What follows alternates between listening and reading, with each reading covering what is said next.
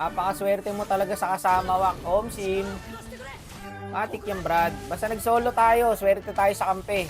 Iwala lang lagi sa kampe, guys. Huwag nyo kasi inugali yung inaaway nyo pagka may feed. Eto, pakita ko sa inyo, pinakamagandang example to. Dito, feed na yung Leslie namin, Brad. Siguro 0.5 na siya. Tapos, lugi-lugi na talaga kami dyan. Pinubugbog na kami ng kalaban. Tignan mo yung standing, oh. Normal pa ba yan? 920. Tapos dito, yung kalane ng Leslie, guys, nagwawala na. Triple kill. Pero tiwala lang, Brad. Tsaka ang kinaganda sa amin, guys, wala nag-aaway. Talaga nakapokus lang lahat. Di nga kayo maniniwala pag sinabi ko nanalo pa kami rito eh. Panoorin nyo, boss. Grabe kalaban, no? Ang Carmina namin, sumugod mag-isa.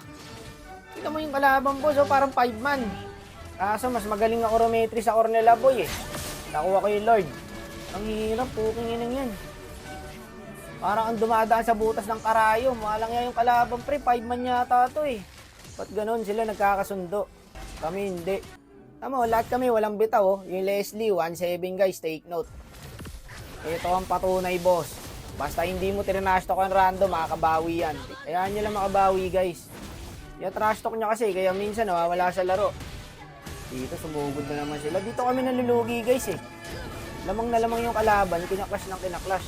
May Claude pa sa top. Sino magde-dep niyan? Ano? Huwag na i-dep. Patapos na yan. Abangan ko rito, Brad. Patay ang boss. Bakit na ng Claude, pre, oh. Grabe, hirap manalo, guys, no? Tapos next game, tatalunin kayo ng kalaban, 10 minutes lang. Hayaan nyo sumugod, par. Machuchok din yan. Dito, pinilit na ng kalaban.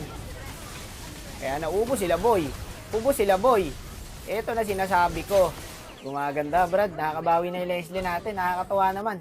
Galing sa 1-7 niyan, guys, ha. Tapos dito, Brad, iniisa-isa niya na yung kalaban. Ang katin niya na talaga kasi, guys. Naka-item na, nakabawi. Killing spree na nga, oh. Nasabi ko rito, hero kami. Tayo naman na sabayan to. Ito, nagdash na, boy. Patay na to, boy. Nagdash na to. Follow up lang, oh. Kaya to, ate na to. Nasaan ni Leslie, Brad? Low HP na lahat to, oh. Ako natatangki dito, boss, eh. Ubusin nyo na lang, eh. Eto pa, Brad, oh. Leslie na bahala dyan. Ubus, pre.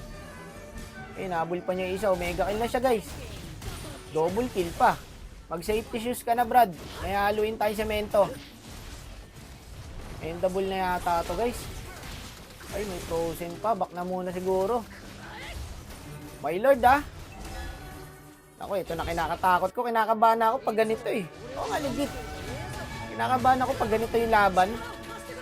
Masyadong intense. Pre, hindi nila ako kaya, pre. Follow up lang, pre, oh. Nice one. Wala na. Tug na sa Leslie lato, Brad. Okay lang, may pambayin sila ko. Tapos, win chant sa Kagura. Win chant sa Kagura. Pero ubos sa Leslie, Brad. O, tignan mo yung standing na Leslie. 11-9. Ito ang patunay, boy. No? Ito ang buhay na patunay. Pag hindi mo tinanasok ang random, babawit makakabawi yan. Nagwawala na yung manok ko, Brad. Kita nyo? Legendary na siya. Galing siyang 7 deaths. Bahala kayo sa buhay nyo. Tatapusin ko na to. Panis. W Leslie. Siya pabida ngayon, guys. 13 kills. Kaya pag may nakampi kayong feed, hayaan nyo makabawi. Pag hindi nakabawi, murahin nyo. Ops, tama na. Masama nagiging pag-away.